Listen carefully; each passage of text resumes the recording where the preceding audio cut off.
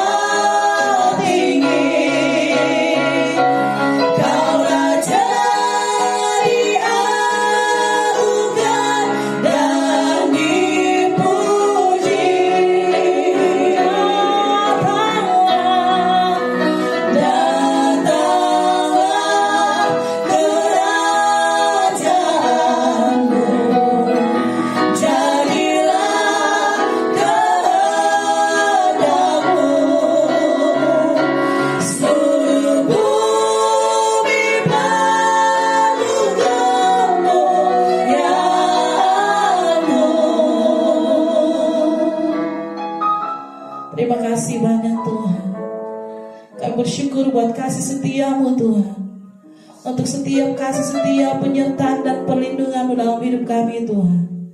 Terima kasih Tuhan, Kau terlalu baik dalam hidup kami Bapa. Engkau tidak pernah meninggalkan kami walau sedetik pun Bapa. Kami bersyukur kami punya Tuhan yang dahsyat dan luar biasa seperti Engkau, yang begitu mengasihi seluruh hidup kami Bapa. Terima kasih banyak Tuhan Yesus. Pada hari ini Tuhan, Kau mau memuji dan memuliakan nama-Mu Tuhan. Biar Kau mau sucikan dan kuduskan setiap hati dan pikiran kami, tubuh dan jiwa roh kami Bapa. Basuh kami dengan darah-Mu Tuhan. Terima kasih banyak Tuhan. Berkati kami semua Tuhan, dan kami siap untuk memuji-Mu Bapa. Dalam nama Tuhan Yesus. Haleluya. Engkau sungguh baik Tuhan dalam hidup kami Bapa.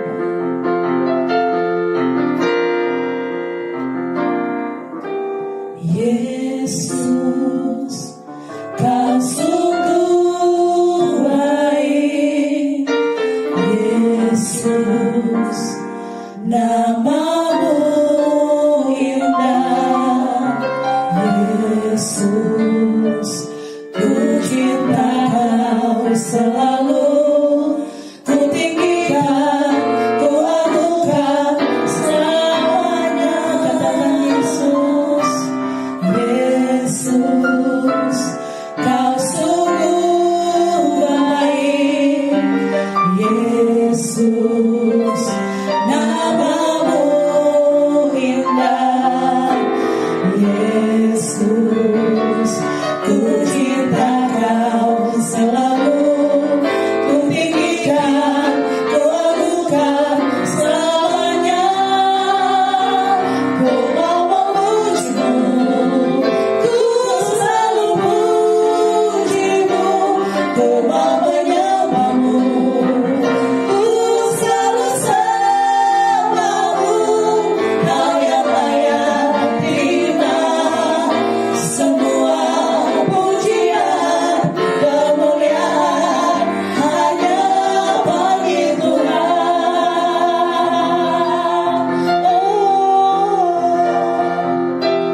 Yesus, Kau sungguh baik. Yesus, nama-Mu indah.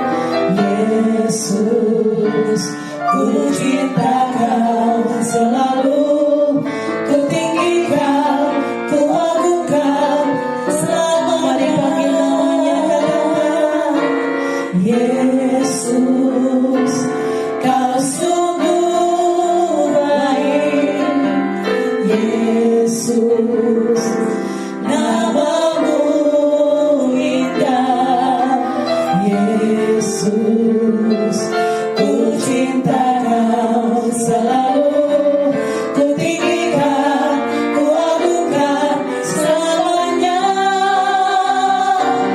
ku mau memujimu,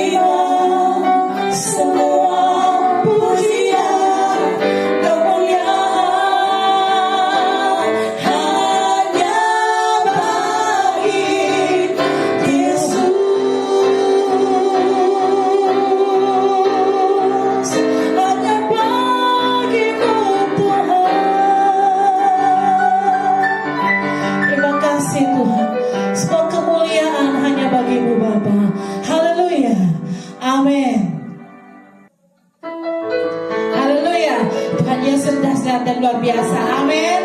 Mari kita bersyukur dan memuji Tuhan. Sebelum kita semua bangkit berdiri, kita akan pujian masuk hadiratnya dengan hati bersyukur. Amin.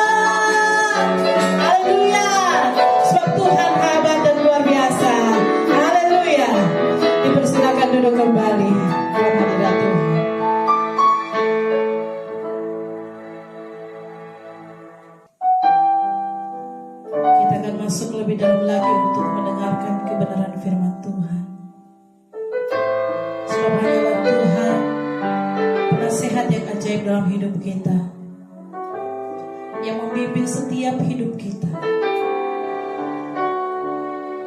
Haleluya. Penasehat di hidupku, penghibur bagi jiwaku, ya Roh Kudus penolongku di tubuh jiwa dan rohku.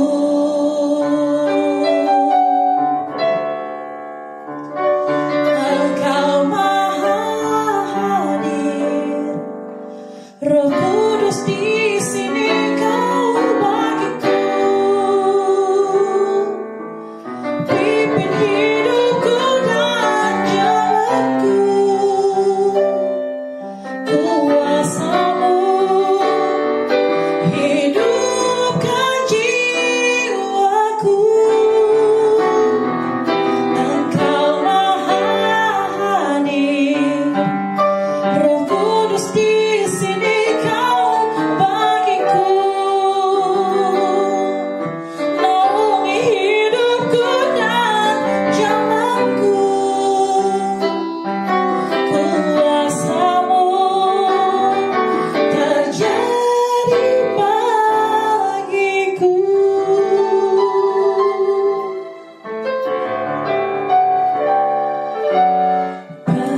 Penasehat di hidupku, penghibur bagi jiwaku, ya Roh Kudus penolongku di tubuh jiwa dan rohku. Penasehat di hidupku, penghibur bagi jiwaku, ya Roh Kudus penolongku di tubuh jiwa dan rohku. Engkau maha hadir, Roh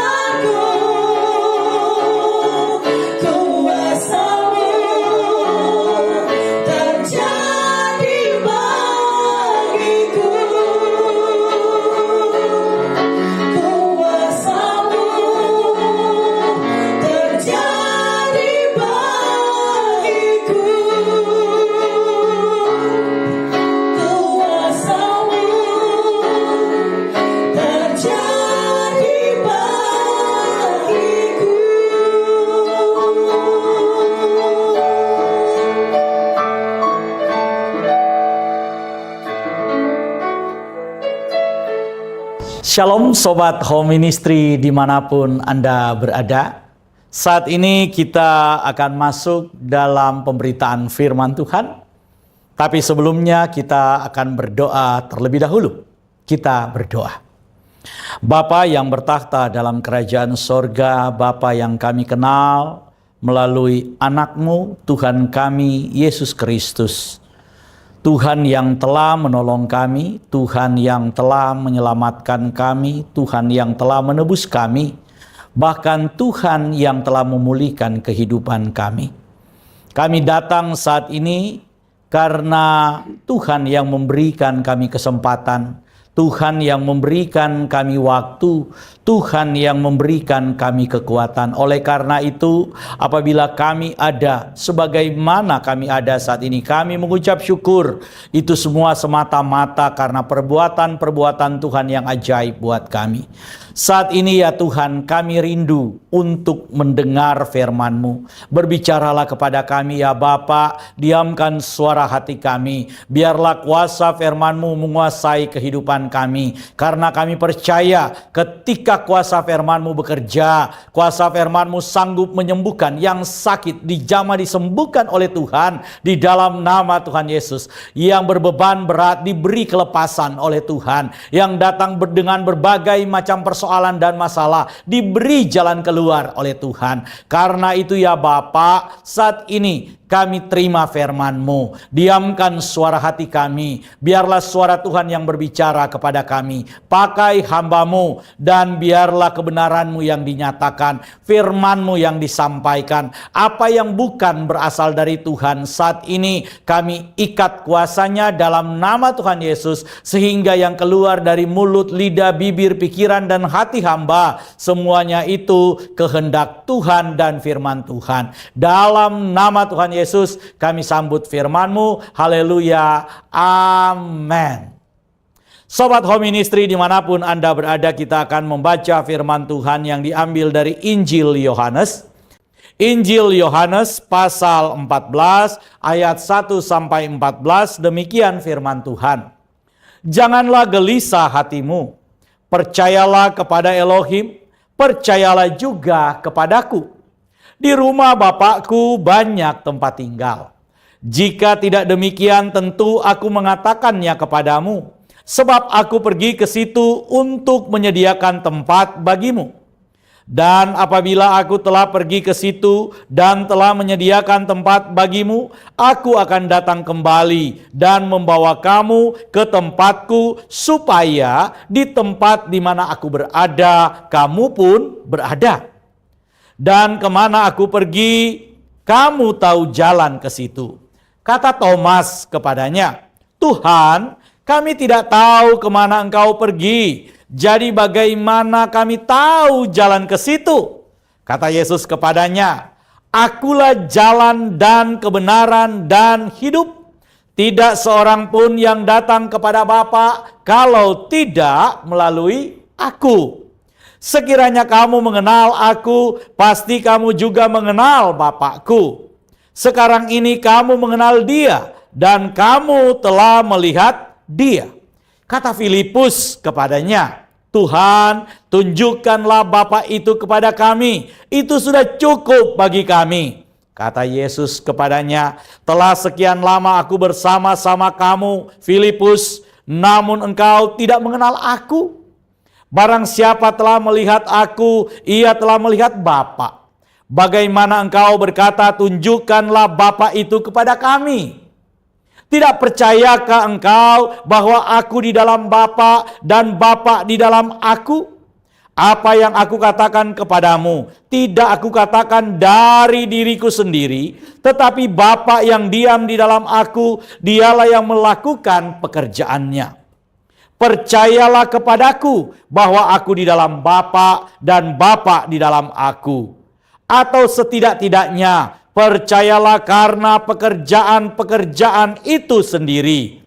Aku berkata kepadamu, sesungguhnya barang siapa percaya kepadaku, ia akan melakukan juga pekerjaan-pekerjaan yang aku lakukan. Bahkan pekerjaan-pekerjaan yang lebih besar daripada itu. Sebab aku pergi kepada Bapa. Dan apa juga yang kamu minta dalam namaku, aku akan melakukannya, supaya Bapa dipermuliakan di dalam Anak.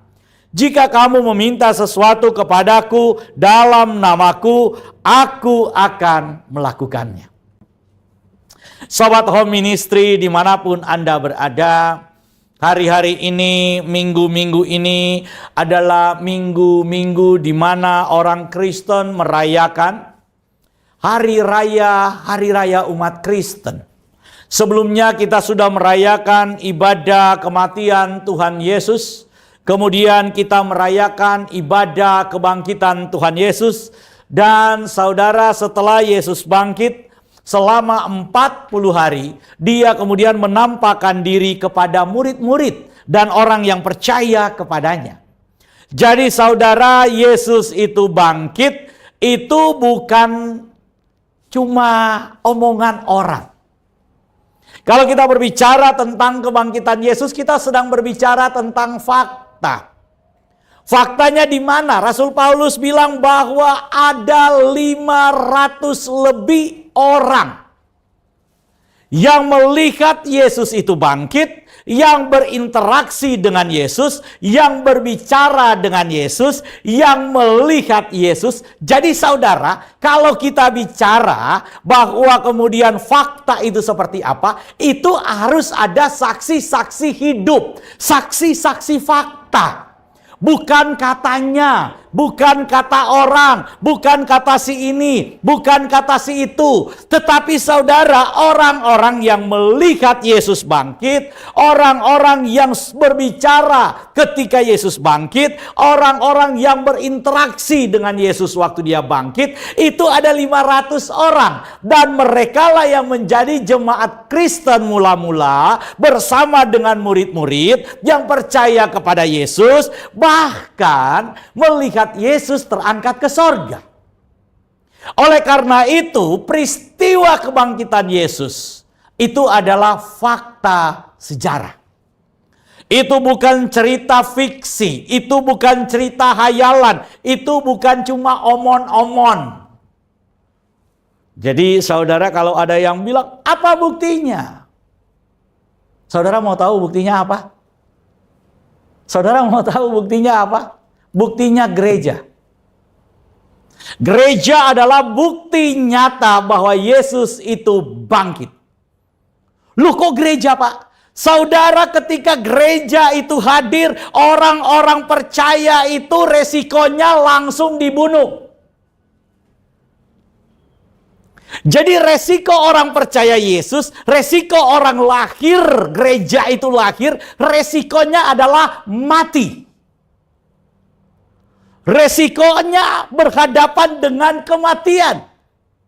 Saudara, jangan kemudian berpikir bahwa kekristenan awal itu sama seperti sekarang. Murid-murid pakai jas sama seperti Pastor Raymond. Oh enggak.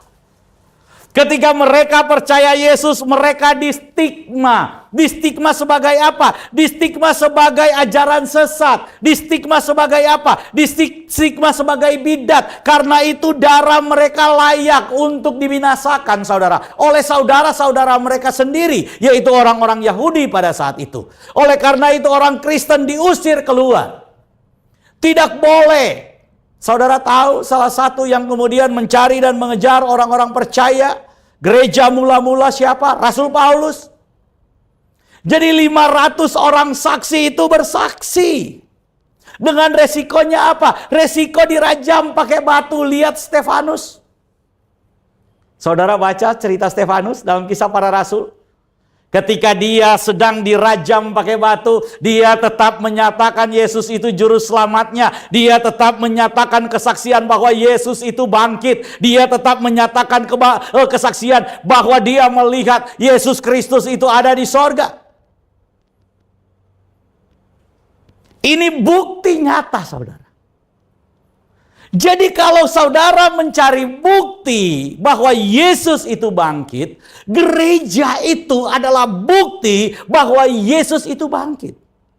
Perjalanan kekristenan itu bukan perjalanan yang mulus. Ini adalah perjalanan yang berdarah-darah. Ketika orang Kristen ada di Roma, saudara, orang Kristen itu dibunuh oleh Kaisar Nero. Orang Kristen itu difitnah. Orang Kristen dikambing hitamkan. Diberi stigma sebagai orang-orang kanibal, pemakan manusia. Kenapa? Karena mereka mengadakan pertemuan dan kemudian memakan roti dengan mengatakan makan daging Kristus dan minum darah Yesus. Nero kemudian menggunakan narasi, menggunakan cerita bahwa orang-orang Kristen pada zaman itu adalah orang-orang Kristen kanibal.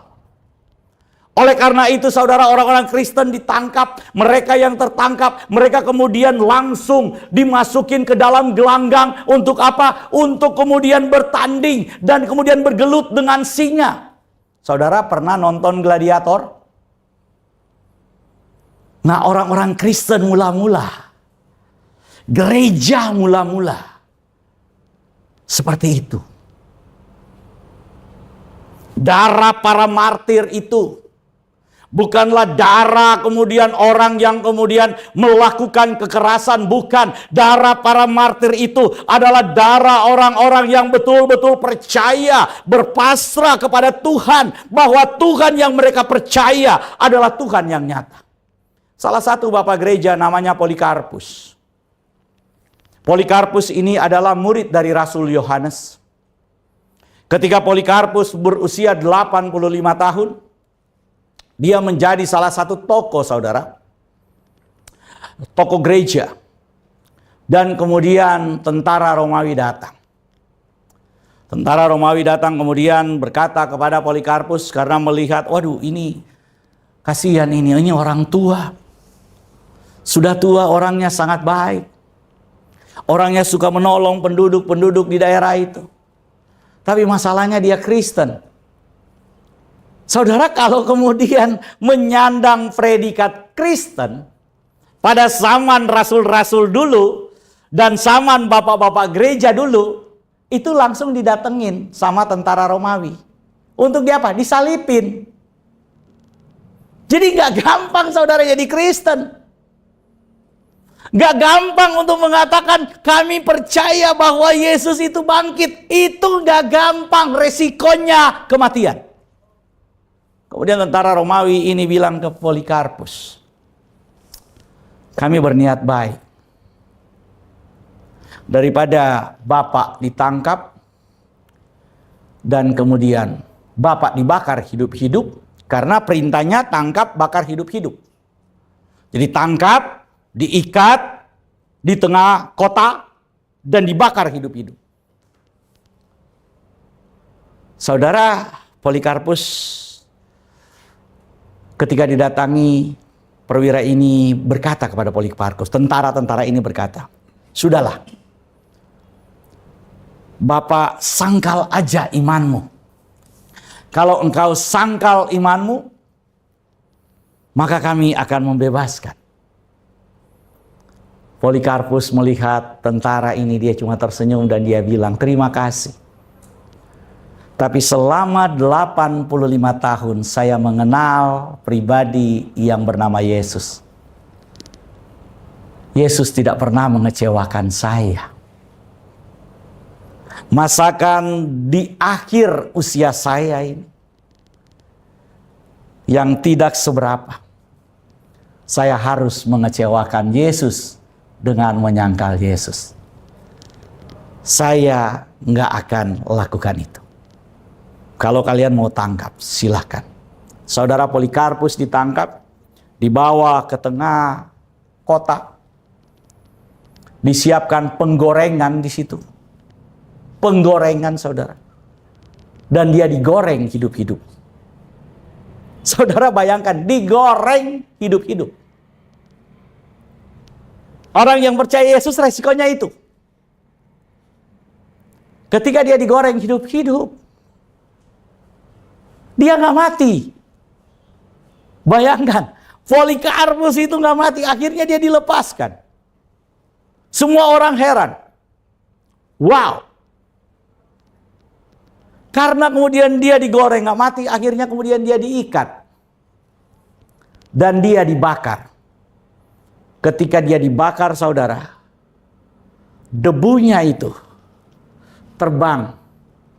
Dan debunya dikenal sebagai debu emas. Itu cerita Bapak Gereja Polikarpus. Mengapa mereka punya iman demikian hebat, demikian kuat? Karena mereka percaya kepada perkataan Tuhan Yesus. Mereka punya iman, mereka melihat, mereka menjadi saksi. Mereka kemudian melihat hal-hal yang dilakukan oleh Tuhan Yesus. Oleh karena itu, perkataan Tuhan Yesus itu menjadi bukti bagi iman mereka. Menjadi kekuatan bagi iman mereka. Apa yang menjadi iman mereka, itu yang mereka ajarkan.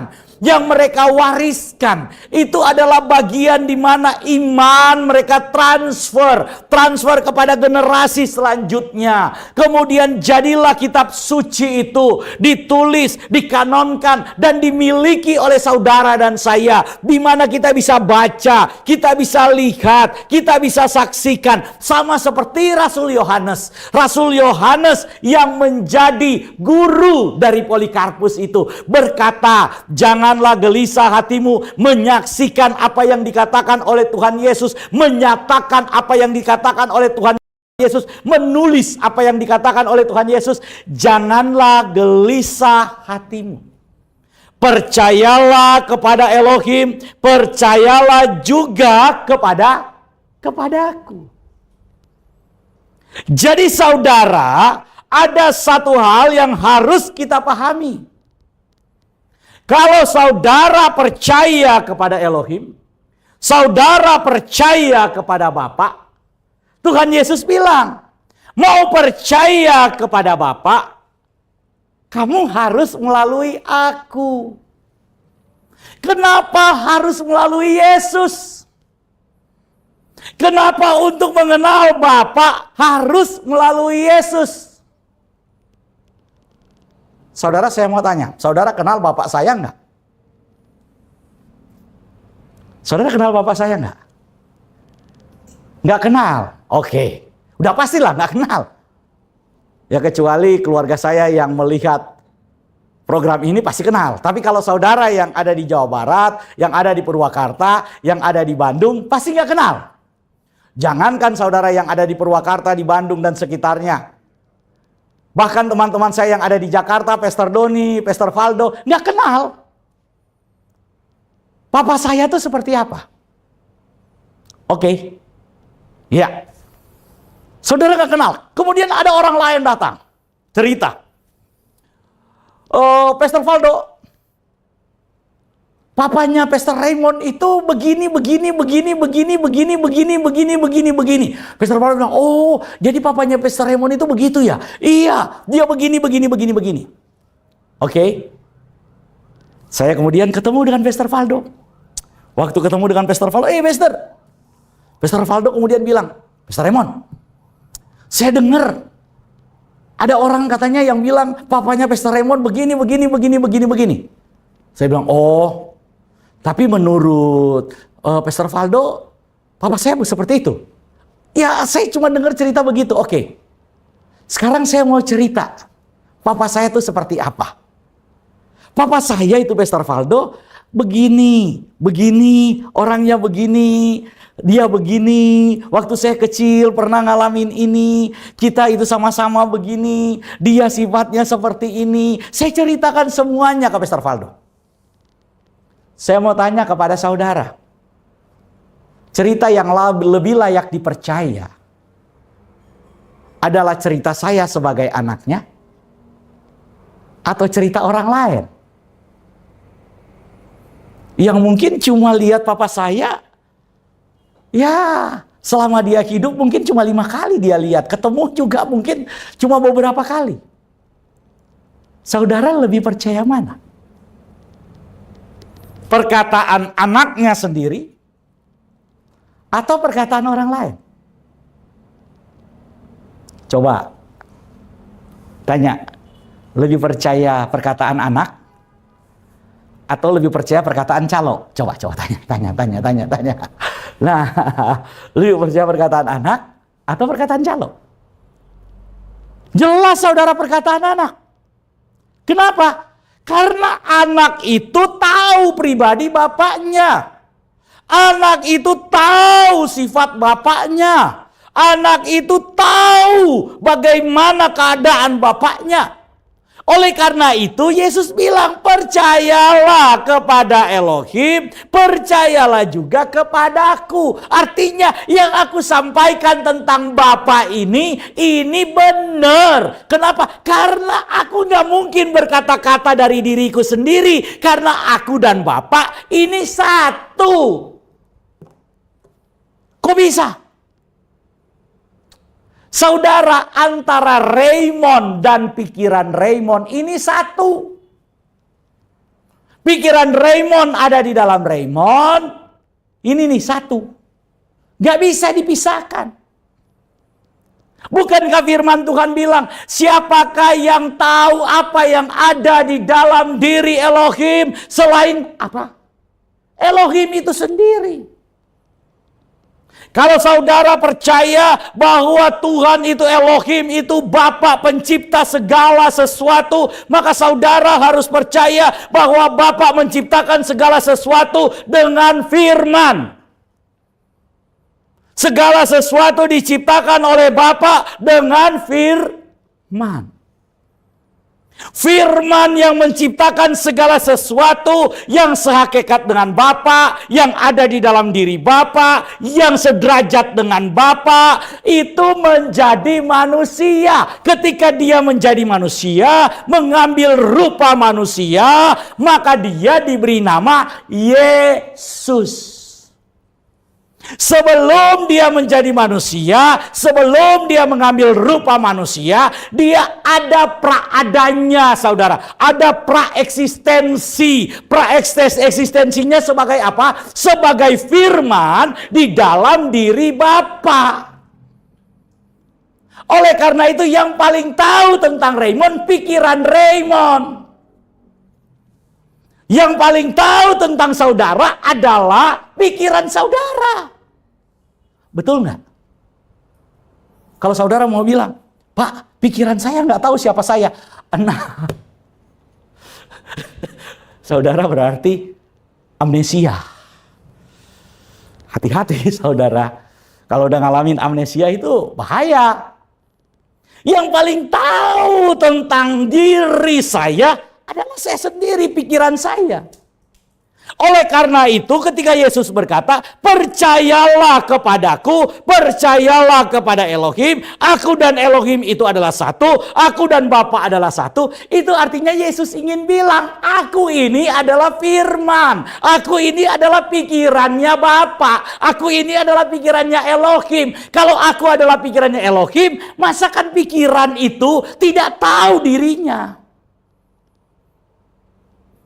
Paham saudara? Karena itu kita percaya Yesus itu adalah firman yang menjadi manusia. Karena itu kita percaya bahwa Yesus itu anak tunggal. Saya sudah berkali-kali jelaskan. Istilah anak tunggal itu monogenes theos.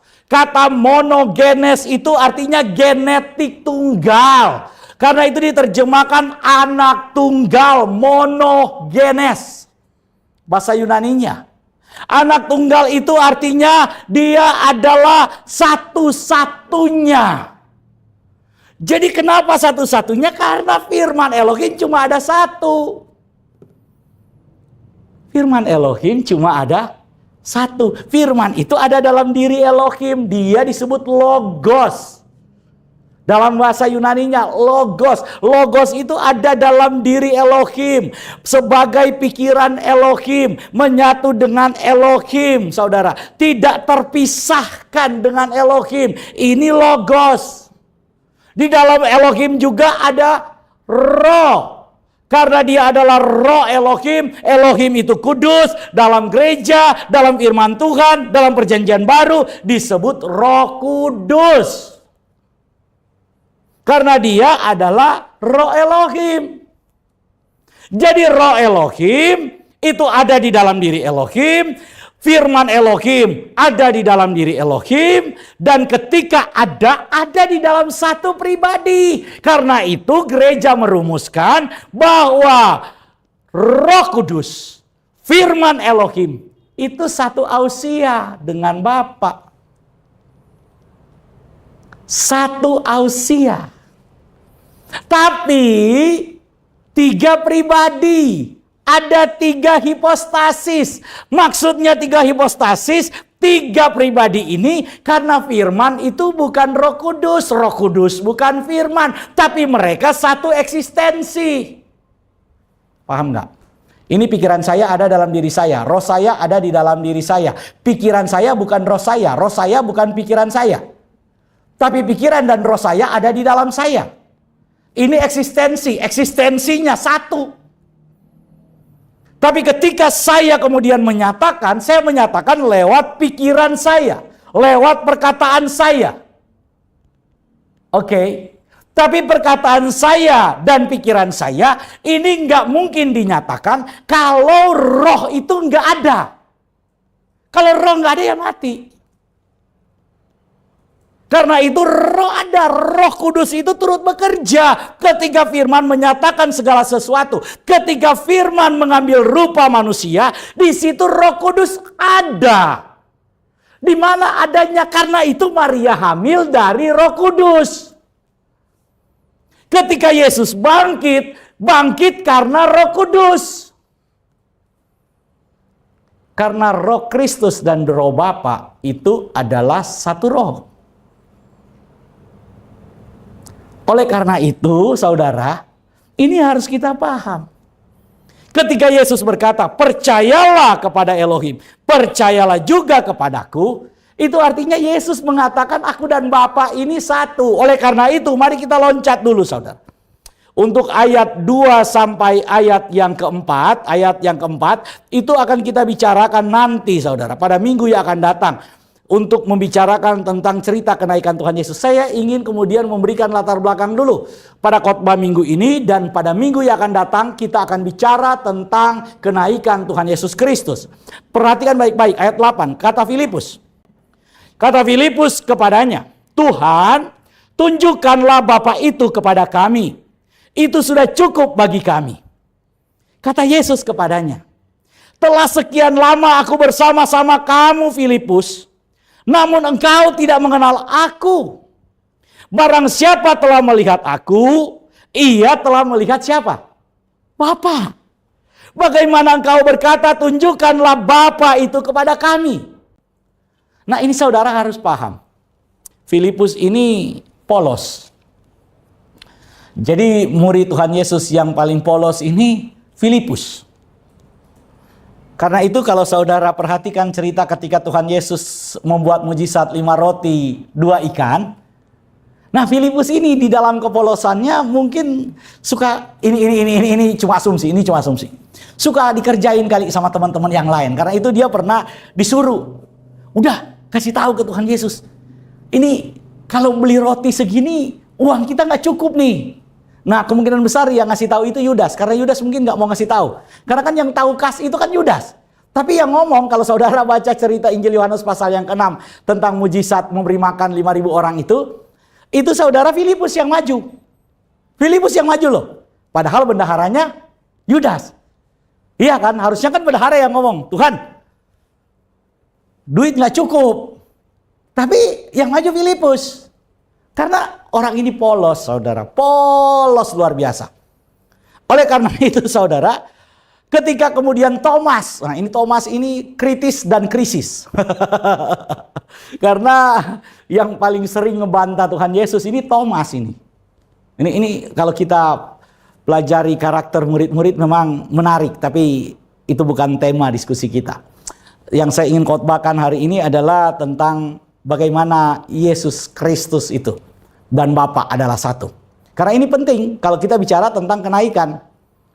Kenapa Yesus itu harus naik? Ini poinnya, poin latar belakangnya. Kenapa sih Yesus itu harus naik ke surga? Nah, ini poin latar belakangnya. Oleh karena itu kita harus paham ini, saudara. Kata Yesus kepada Filipus ayat 9. Telah sekian lama aku bersama-sama kamu Filipus, namun engkau tidak mengenal aku. Barang siapa telah melihat aku, ia telah melihat Bapa. Bagaimana engkau berkata, tunjukkanlah Bapa itu kepada kami. Jadi saudara, dalam kepolosannya, Filipus ini kemudian maju dan berkata kepada Tuhan Yesus, Tuhan Yesus, sudah. Kami nggak minta apa-apa. Kami nggak mau terlalu ribet. Yang kami mau tunjukkanlah Bapa itu kepada kami. Kenapa saudara? Karena orang Yahudi itu percaya bahwa Bapa Yahweh itu nggak bisa dilihat. Bapa Yahweh itu terlalu mulia, terlalu kudus. Oleh karena itu, mereka nggak berani, saudara. Dan mereka penasaran. Saudara pernah dengar cerita tentang Musa? Waktu kemudian Musa itu, Tuhan memberikan kesempatan kepada Musa untuk meminta sesuatu. Musa kemudian berkata kepada Tuhan di dalam kitab Keluaran itu. Musa kemudian berkata kepada Tuhan, di dalam kitab Ulangan. Tuhan, kalau aku mendapatkan kasih karunia di hadapanmu, kata Musa, tolong Tuhan, izinkan aku melihat wajahmu. Ini kata Musa. Tuhan kemudian berkata, Musa, kalau aku menunjukkan wajahku kepadamu, kamu mati. Kenapa saudara? Karena tubuh kita ini fana. Tuhan itu maha besar, maha luar biasa. Saudara bisa bayangkan power yang menciptakan segala sesuatu. Power di mana segala sesuatu itu bisa hidup. Power di mana segala sesuatu terkoneksi dan menjadi ada. Itu tiba-tiba menyatakan diri berhadap-hadapan muka. Angus Musa, saudara. Tubuh daging kita ini nggak kuat. Oleh karena itu Tuhan bilang, oke, kalau saya tampakkan diri wajah kepada kamu berhadapan muka, nggak bisa. Tapi aku akan lewat. Aku akan melewati engkau. Jadi ketika kemudian Tuhan datang, Tuhan melewati. Musa cuma melihat punggungnya aja. Bayangin saudara. Kenapa? Karena nggak bisa lihat wajah. Tapi Tuhan bilang berhadap-hadapan muka. Aku berbicara dengan Musa. Artinya Tuhan bicara dengan Musa itu secara langsung. Bukan lewat bencana, bukan lewat angin, bukan lewat alam, tapi langsung ngomong. Nah, saudara, oleh karena itu, orang-orang Israel menanti-nantikan bisa melihat Tuhan itu. Oleh karena itu, apa yang dikatakan oleh Filipus itu adalah kerinduan semua orang Yahudi pada zaman itu. Mereka rindu melihat Bapa itu. Mereka rindu supaya mereka bisa betul-betul tahu, kenal, lihat Bapa itu. Kata Filipus, itu cukup Tuhan, cukup. Nggak usah yang lain-lain. Lihat aja Bapa itu kayak apa. Itu sudah cukup bagi kami. Tuhan Yesus kemudian bilang kepada Filipus, Filipus, saya ini sudah sekian lama ada bersama kamu.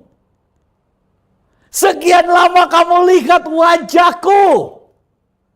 Sekian lama aku bercerita, ngobrol, malah tepok-tepok kamu mungkin. Sekian lama aku bersama dengan kalian. Filipus, sekarang kamu bilang tunjukkan Bapa itu kepadaku. Wah. Jadi selama ini Filipus kamu gak percaya kalau Bapa di dalam aku dan aku di dalam Bapa. Saudara, saya mau bilang, untuk percaya hal ini memang sulit. Bahkan Filipus, murid-murid pada saat itu yang sudah 3 tahun ikut Yesus, bersama dengan Yesus, makan bareng Yesus, mendengar langsung perkataan Yesus, diajar oleh Yesus, masih ragu untuk percaya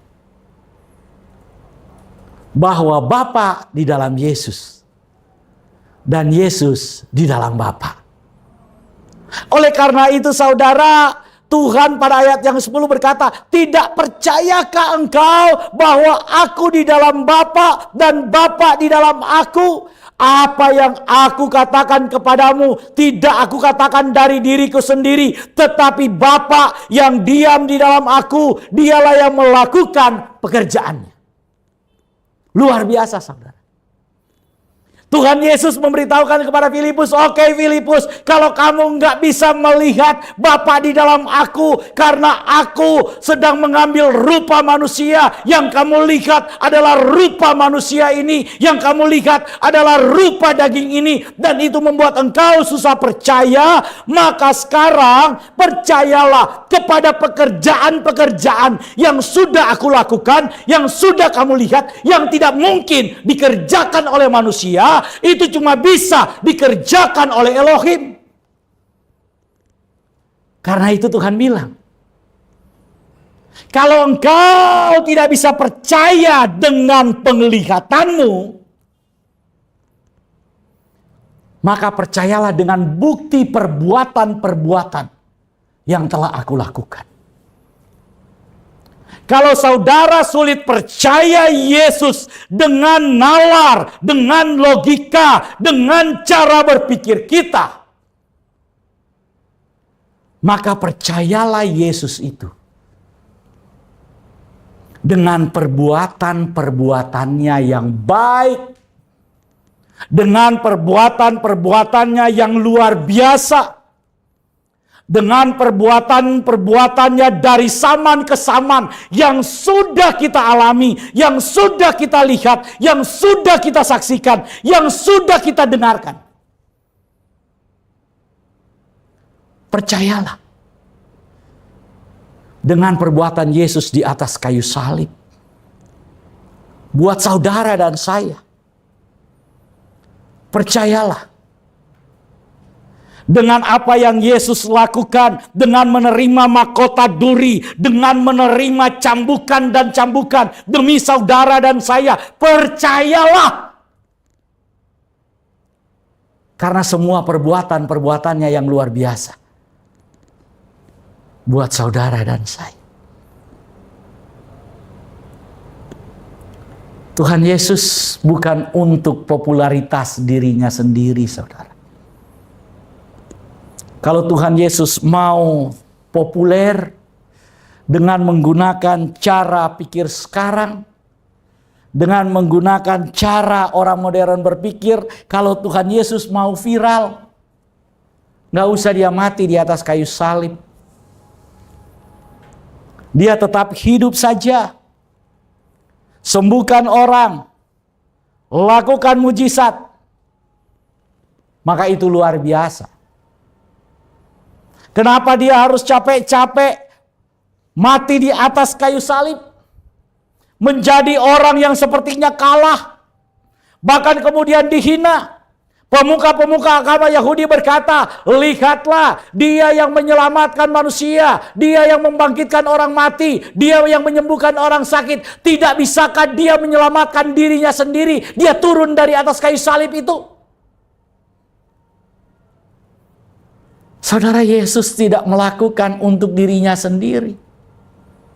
Karena itu dia berkata kepada Filipus dan murid-murid yang ada saat itu, bahwa yang aku katakan bukan dari diriku sendiri, tetapi Bapa yang diam di dalam aku, dialah yang melakukan pekerjaannya. Jadi kita percaya Yesus. Bahwa Yesus itu adalah firman yang menjadi manusia. Bahwa Yesus itu sederajat dengan Bapa. Karena Yesus sendiri yang mengatakan itu. Ayat ini jelas. Yesus sendiri yang bilang. Ini bukan pengajaran-pengajaran doktrin atau apapun. Ini kata firman. Jadi saudara, ayat yang ke-11. Percayalah kepadaku bahwa aku di dalam Bapa dan Bapa di dalam aku. Atau setidak-tidaknya percayalah karena pekerjaan-pekerjaan itu sendiri. Aku berkata kepadamu, sesungguhnya barang siapa percaya kepadaku, ia akan melakukan juga pekerjaan-pekerjaan yang aku lakukan, bahkan pekerjaan-pekerjaan yang lebih besar daripada itu, sebab aku pergi kepada Bapa. Dan apa juga yang kamu minta dalam namaku, aku akan melakukannya supaya Bapa dipermuliakan di dalam Anak. Nah, ini kita bicara tentang kesatuan orang percaya dengan Yesus dan Yesus dengan Bapa. Saudara, bagaimana kita itu bisa terikat di dalam perjanjian dengan Bapa? Bagaimana kita bisa menyatu dengan Bapa? Bagaimana kita bisa menjadi bagian dari keilahian itu? Kita menjadi bagian dengan kekekalan itu, yaitu Bapa atau Elohim itu sendiri. Caranya cuma satu, yaitu apa? Kita menyatu dengan kekekalan itu, yaitu Yesus. Oleh karena itu Yesus bilang, kamu harus percaya bahwa aku di dalam Bapa dan Bapa di dalam aku. Kalau kamu percaya aku di dalam Bapa, Bapa di dalam aku, kamu juga harus percaya aku di dalam kamu dan kamu di dalam aku. Karena kita ada di dalam Yesus, Yesus di dalam kita, dan Yesus di dalam Bapa, dan Bapa di dalam Yesus, maka kita ada di dalam Bapa. Jadi saudara, kalau saudara bilang saudara mau datang ke sorganya Bapa, tapi saudara tiketnya lewat perbuatan-perbuatan baikmu, saya mau bilang perbuatan-perbuatan baik kita tidak bisa dikonversi untuk menjadi mata uang pintu sorga. Untuk dikonversi, untuk menjadi tiket masuk dalam kerajaan sorga, nggak bisa. Bagaimana kita bisa masuk dalam kerajaan sorga? Tuhan Yesus bilang, akulah jalannya. Mari kita mundur, kita mundur. Mohon maaf saya sedikit panjang saudara, mumpung lagi semangat ini. Jadi mohon maaf, saya selesaikan khotbah ini. Tapi saya ingin supaya jelas dulu. Perhatikan baik-baik. Ayatnya yang ke-6.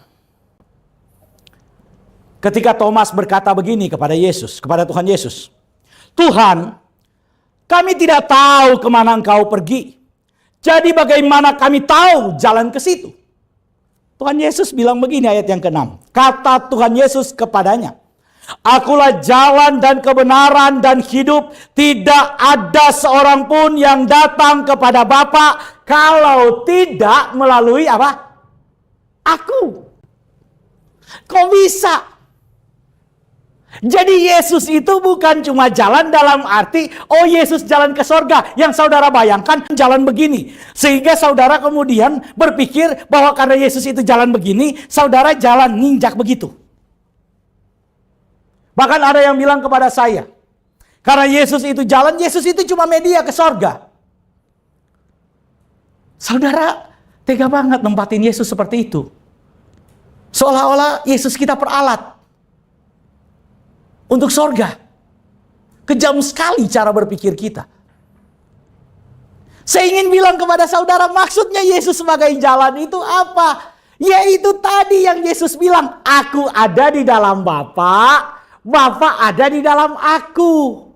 Nah, kalau kita ada di dalam Yesus, Yesus ada di dalam kita. Karena Yesus ini ada dalam Bapa dan Bapa ada dalam Yesus, maka Yesus itu jadi jalan buat kita langsung, direct, langsung ketemu Bapa. Jadi sekali lagi, supaya kita paham. Yesus bilang, aku ada di dalam Bapa. Bilang amin. Jadi Tuhan Yesus ada di dalam Bapa. Bilang amin. Dan Bapa ada di dalam Tuhan Yesus. Amin saudara.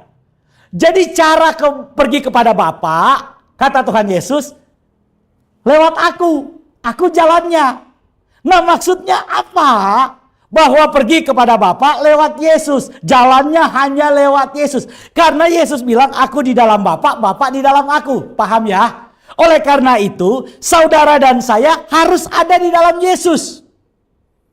Kalau kita ada di dalam Yesus, Yesus ada di dalam kita, maka secara otomatis karena kita ada di dalam Yesus dan Yesus ada di dalam Bapa, kita juga langsung ada di dalam Bapa. Itu maksudnya, saudara. Itu maksudnya Yesus adalah jalan, kebenaran dan hidup yang membawa kita kepada Bapa. Tidak ada seorang pun yang sampai kepada Bapa kalau tidak melalui aku. Karena cuma melalui aku, kamu bisa ada di dalam Bapa. Karena hanya melalui Yesus yang adalah pribadi dari Sang Firman yang berada dalam diri Bapa, cuma lewat dialah kita bisa ada di dalam Bapa. Kalau kita ada di dalam Yesus, Yesus ada di dalam kita, maka kita ada di dalam Bapa langsung, saudara. Jadi lewat Yesus, saudara dan saya langsung transfer posisinya dalam Bapa.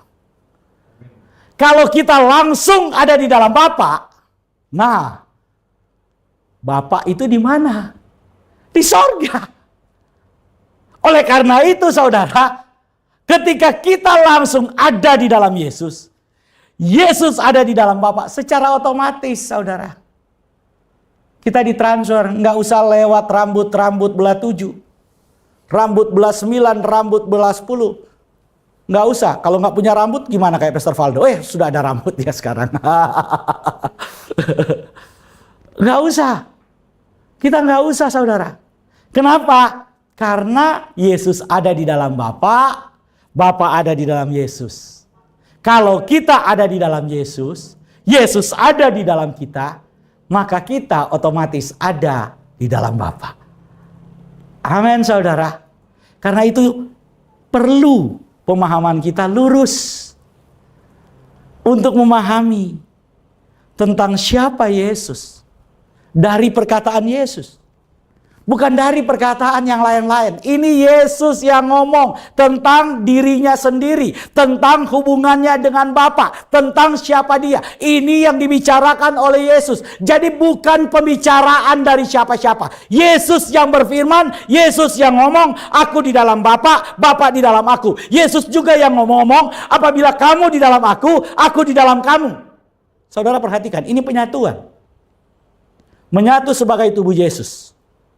Maka secara otomatis sebagai tubuh Kristus kita akan menjadi tubuh Bapa. Menyatu dan ada dalam eksistensi kekekalan itu. Jadi kekekalan itu hanya lewat Yesus. Karena kasih karunia Yesus. Bukan lewat usahamu sampai kamu kemudian mencapai level sempurna. Bukan, itu bukan ajaran Kristen. Gak bisa kesempurnaan daging akan kemudian mengkonversi sorga. Darah dan daging tidak akan masuk dalam kerajaan sorga. Kesempurnaan perbuatan-perbuatan daging kita terlalu jauh standarnya daripada kesempurnaan sorga. Jadi jangan berpikir karena perbuatan kita. Yesus bilang, karena perbuatan Bapa di dalam Yesus. Percayakah kamu akan hal ini? Kata Tuhan Yesus.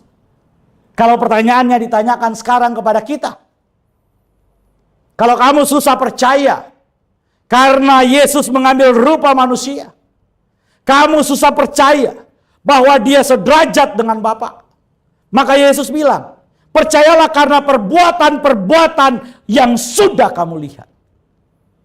Perbuatan-perbuatan Yesusnya. Kalau kita percaya, maka kita harus berkata, Yesus dan Bapa adalah satu. Yesus ada di dalam Bapa. Bapa ada di dalam Yesus.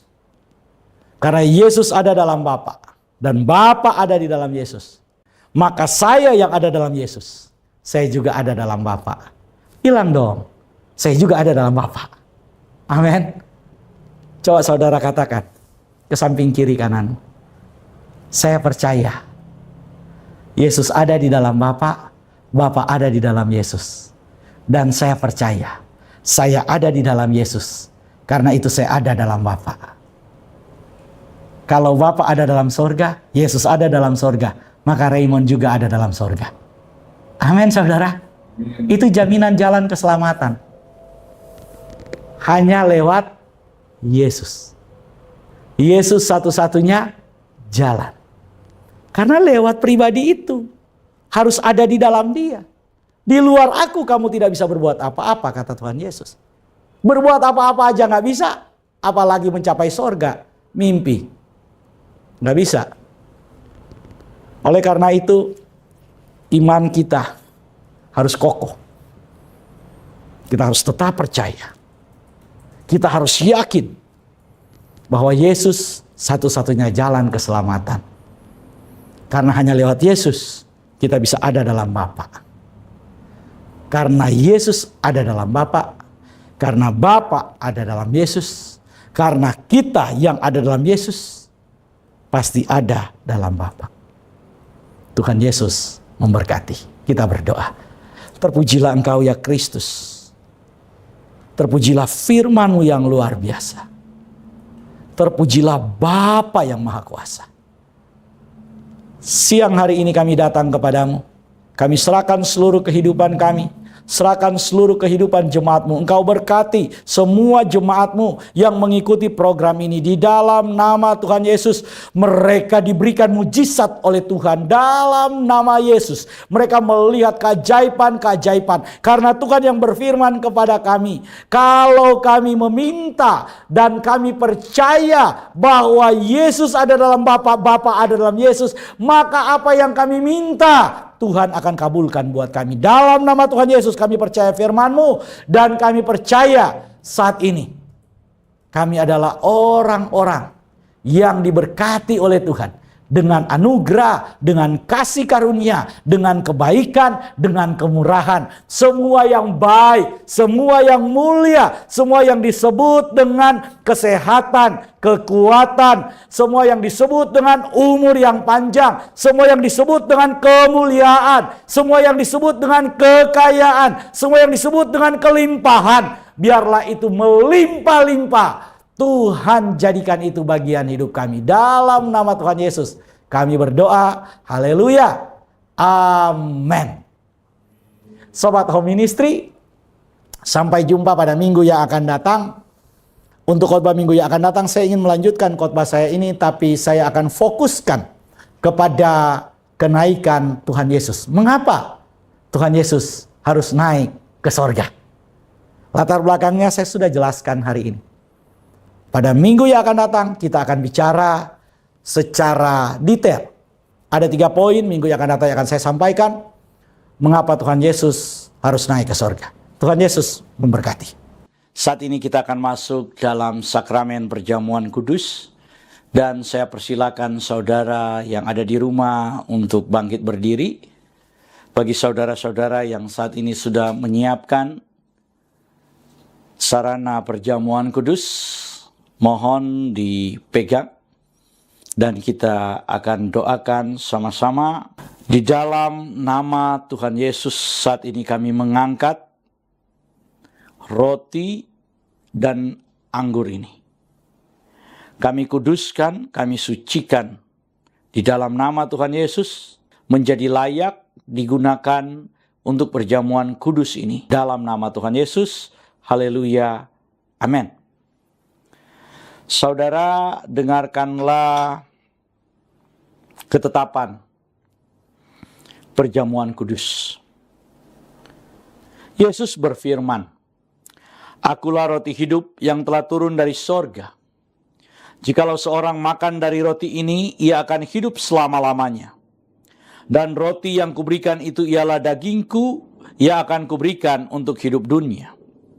Maka kata Yesus kepada mereka, "Aku berkata kepadamu, sesungguhnya jikalau kamu tidak makan daging anak manusia dan minum darahnya, kamu tidak akan mempunyai hidup dalam dirimu.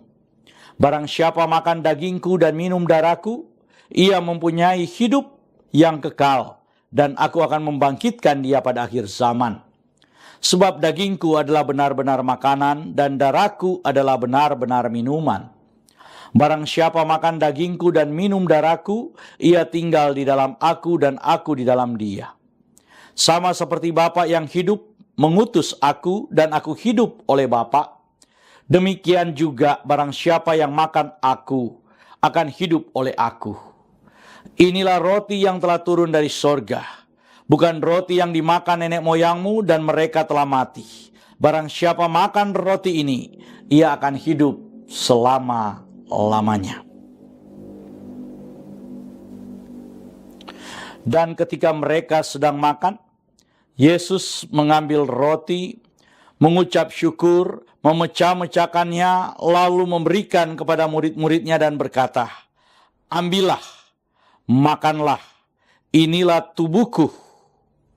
Sesudah itu, Tuhan Yesus mengambil cawan, mengucap syukur, lalu memberikannya kepada mereka sambil berkata, "Minumlah kamu semua dari cawan ini, sebab inilah darahku, darah perjanjian yang ditumpahkan bagi banyak orang untuk pengampunan dosa."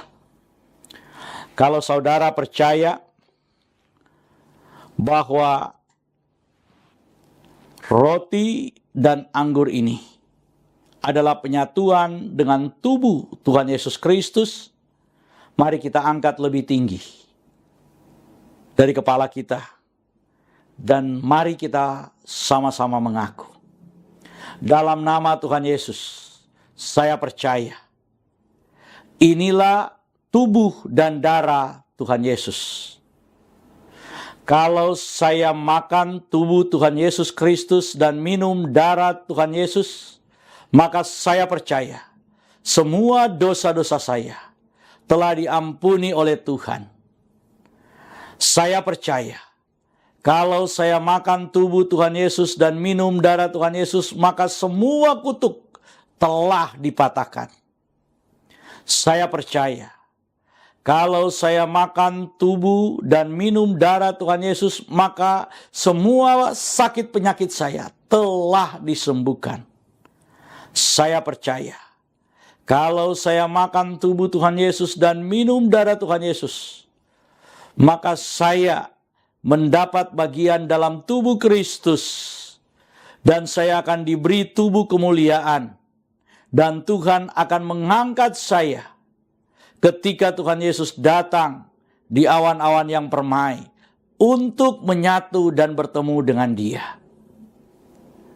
Saya percaya inilah tubuh dan darah Tuhan Yesus Kristus.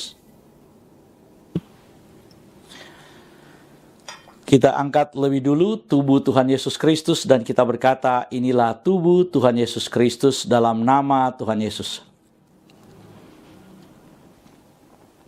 Kita minum darah Tuhan Yesus Kristus dan kita berkata dalam nama Tuhan Yesus Kristus.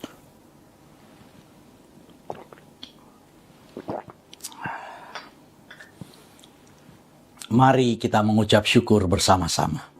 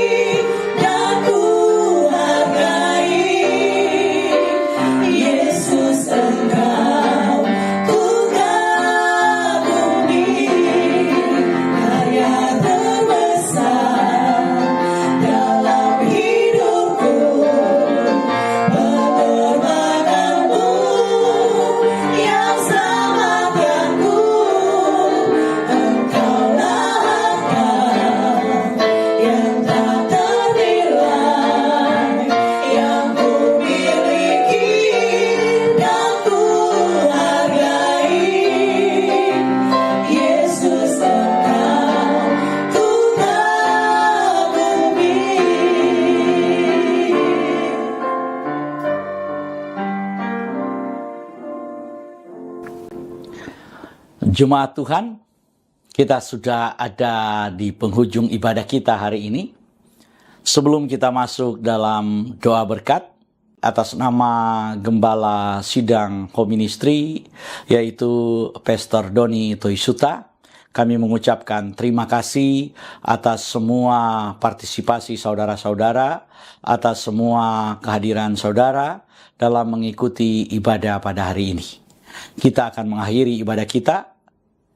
Mari angkat kedua belah tanganmu, arahkan hati dan pikiranmu, dan aminkan semua berkat yang diucapkan buatmu. Di dalam nama Tuhan Yesus, diberkatilah hidupmu, diberkatilah keluarga, suami, istri, anak-anak, dan cucu-cucumu. Diberkatilah rumah tempat tinggalmu. Diberkatilah sumber-sumber mata pencarian, pekerjaan, dan karirmu. Diberkatilah tubuh jasmani dan kesehatanmu. Dan diberkatilah pertumbuhan rohanimu. Biarlah semua berkat dari Bapa Sorgawi, Bapa Yahweh namanya, cinta kasih dari Tuhan kita Yeshua HaMashiach, dan persekutuan dengan rohnya yang kudus, menyertai kita semua mulai dari sekarang sampai selama-lamanya. Kita yang percaya diberkati oleh Tuhan dan menerima berkat Tuhan ini. Mari sama-sama kita berkata, amin.